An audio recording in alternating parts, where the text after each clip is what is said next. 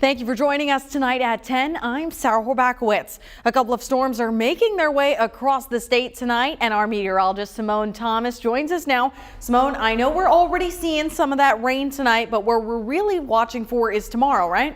Yeah, we are tracking the potential for some stronger storms in the forecast tomorrow. Behind me is a look at what we're seeing right now, mainly spotty to scattered in coverage as you look farther east across northeast portions of Arkansas.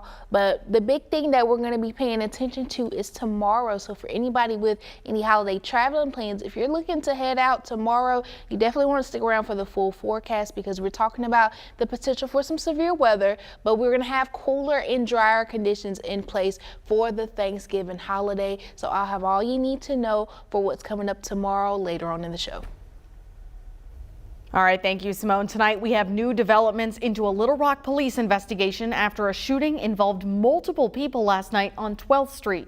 When officers arrived, they found a 17-year-old dead at the scene. Police say 3 other people were shot and went to the hospital. They report 1 in critical condition and 2 others are expected to recover. Today, the Carter Center announced that former First Lady Rosalynn Carter died this afternoon at her home in Plains, Georgia. She was 96 years old. Rosalynn was one of the first ladies to take on the role in the White House. She sat in on cabinet meetings as well as briefings from the National Security Council. Carter was more one of a sounding board for Jimmy. He could explain the issues to me and in the process think them through.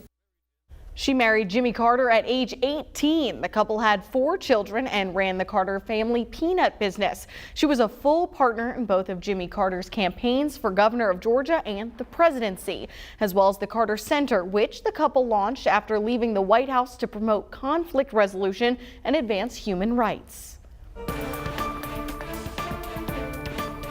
Thanksgiving is just 4 days away, and for many people, Thanksgiving is centered all around that turkey. And this year, Arkansans might be shopping for more than one with a change in prices. THV11's Rebecca Brown has more.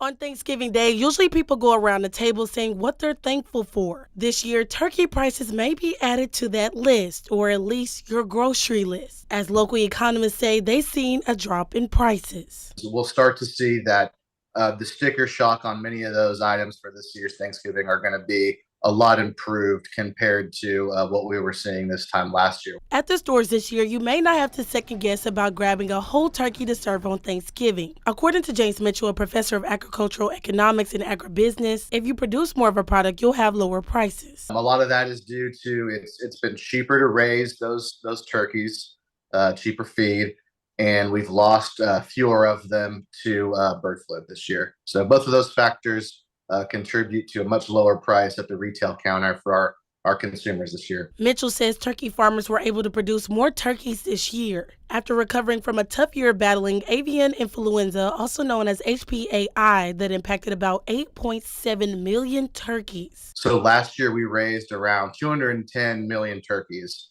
So in aggregate, doesn't seem like a crazy number, but that was a really big number. And so that's what translated to consumers as seeing high turkey prices last year. Farmers are still battling the bird flu this season, but on a brighter note, it arrived later in the year, which allowed farmers to give you the best part at the dinner table. It's the typical, frozen turkey that we all go to the grocery store to buy, 8 to 15 pounds.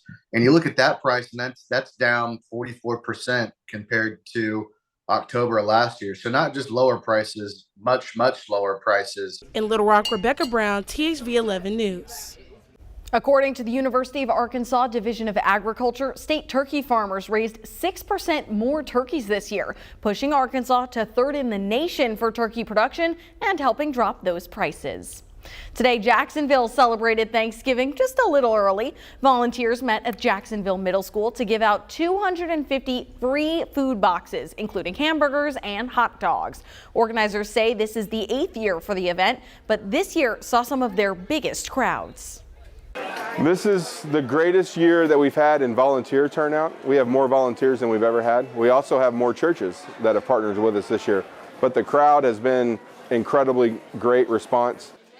Unity Health was even there to provide blood pressure checks as well. Tonight was also the 3rd annual Love Life Entertainment Boardroom Brunch. The brunch features everything from tips on business, mental health, and relationship building.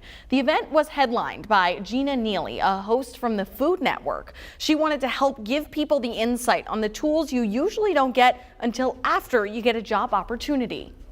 So just to give them an honest perspective and not hold on to the tools. You know, primarily we hold on to the tools and let others find out as they go along. But we want to kind of soften that for some ladies and gentlemen and help them navigate through it all. And with the tools and information that come from people who've already lived the life.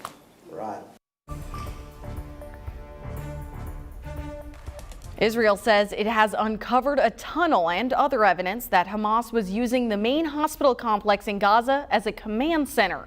Meantime, the humanitarian crisis there continues to grow. There's also word a deal may be closer than ever to release some of the hostages that are being held. Christian Benavidez reports. Newly released images showing what Israeli Defense Forces say is proof that Al-Shifa Hospital, Gaza's largest, was also the site of Hamas terror infrastructure. One video shows what the IDF says is a tunnel that runs over 150 feet long and 30 feet underneath the hospital. Pictures released show a cache of weapons they say were seized at and around the hospital complex. Special forces are currently working in the shaft we uncovered, this IDF spokesperson said, adding they're locating and collecting information about the hostages. The hospital complex has been mostly evacuated, including 31 premature babies who were transferred to a hospital in southern Gaza and will eventually receive treatment in Egypt. They are in extremely critical condition. They was with hypothermia, because there were not in incubators but in cot and in the beds and in not suitable conditions for them to stay alive. The babies became a symbol of what critics call Israel's reckless endangerment of civilians. The videos released by IDF Sunday came amid word progress had been made on a deal to release some of the hostages. Many areas of difference that previously existed have been narrowed, that we believe we are closer than we have been. The deal would reportedly mean the release of 50 or more women and children being held hostage by Hamas. Christian Benavidez, CBS News. The Washington Post reported yesterday that the deal would mean the release of 50 hostages in exchange for a 5-day pause in fighting. Officials from either side have not publicly confirmed any details about that kind of a deal. There is a reality that I think some duck hunters are going to face in the future, that we may experience lower duck populations. A new duck season is here in Arkansas, but some concerns are being raised along with it. Tonight, we'll tell you a little bit more about how soon this could impact hunters in the state. Scott Covert will take a closer look right after the break. But first, a quick weather check-in. A little rainy out there, right, Simone? Yeah, we're going to see even more of that rain as we get into our Monday. I'll have all the details on what you can expect coming up after this break.